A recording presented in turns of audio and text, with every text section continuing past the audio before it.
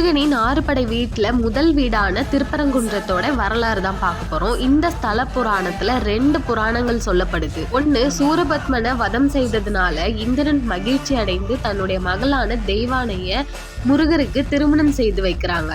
இன்னொரு புராண கதை, சிவபெருமான் பார்வதி தேவிக்கு பிரணவ மந்திரத்தோட பொருளை சொல்லும் போது முருகப்பெருமான் குழந்தையா மடியில உட்கார்ந்து அதை கேட்டிருப்பாரு. தர்மபடி குரு உபதேசிக்கும் போதுதான் இதெல்லாம் நம்ம தெரிஞ்சுக்கணும். இது அவங்களுக்கே தெரியாம நம்ம திருட்டுத்தனமா கேட்கறது தப்புன்னு உணர்ந்த முருகர் இந்த மலைக்கு வந்துதான் தவம் செஞ்சிருக்காரு.